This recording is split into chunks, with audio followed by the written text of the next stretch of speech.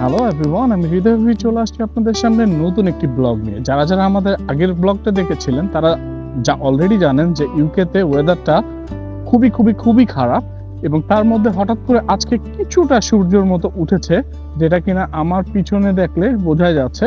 তো মনে করলাম এই ওয়েদারে একটু বাইরে বের হতেই হয়, তো ঠিক যেমন ভাবনা তেমন কাজ, চলে আসছি বাইরে। আজকে আমাদের গন্তব্য নিউ ক্যাসেলের ঠিক সেন্ট্রালেই একটা সুন্দর একটা পার্ক মতো আছে। এটা পার্ক বলা যায় না, আসলে একটা বিশাল বিস্তৃত একটা জায়গা নিয়ে, যেখানে মানুষজন মর্নিং ওয়াক করে। এখানে কিছু ঝর্ণা আছে যেগুলো কৃত্রিম নয়, সবগুলোই প্রাকৃতিক, এবং চারিপাশে অভয়ারণ্য এবং পাহাড়ি একটা জায়গা নিয়ে বিস্তৃত একটা আবাসস্থল। তো আজকের চেষ্টা করব এই জায়গাটাকে আপনাদের সামনে ঘুরিয়ে দেখাতে। চলেন দেখা যাক আমাদের এই ডেইন পার্কটাকে।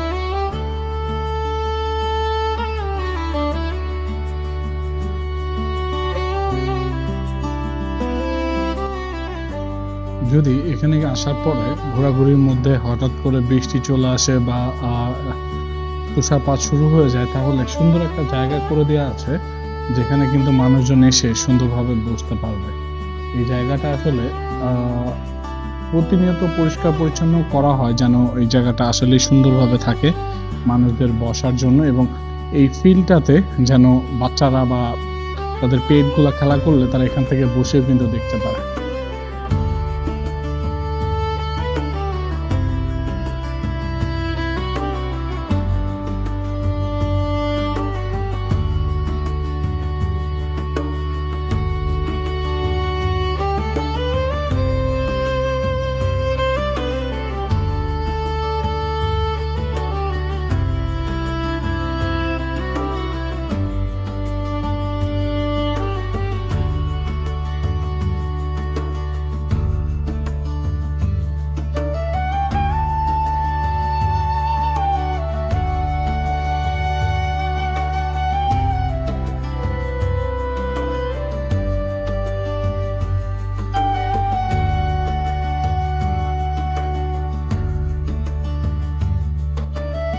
প্রাকৃতিক সৌন্দর্যের যে সৌন্দর্যতা, সেটি আসলে শব্দের সাথে মিলে যেন একাকার এক অবস্থা।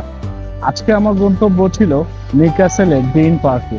আর এই পার্কে অভয়ারণ্য, চারিদিকে সবুজ, এই সবুজের ভিতরে পাখিদের কিচিরমিচির ডাকের সাথে এই ঝর্ণার প্রবল স্রোতের যে একটি শব্দ, এই শব্দটি মিলে যেন একটি নতুন মাত্রার গান তৈরি করেছে। এবং এই যে গান, এই গান হয়তো বা পৃথিবীর সব থেকে মধুর যে সুর, সেই সুরকেও ব্যর্থ করে দিতে সম্ভব।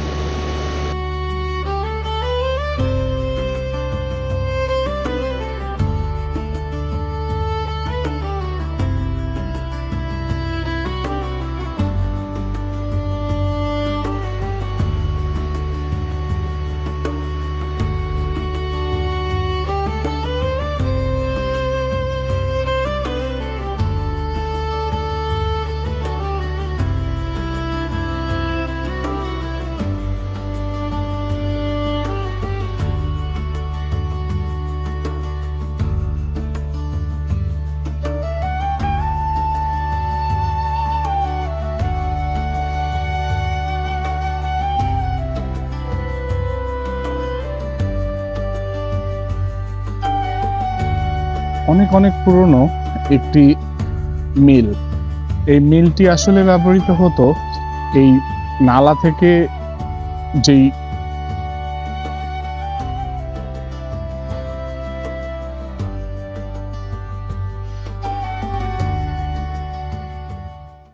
ঘোরাঘুরি করলাম, কিছুক্ষণ সময় কাটালাম প্রকৃতির মাঝে।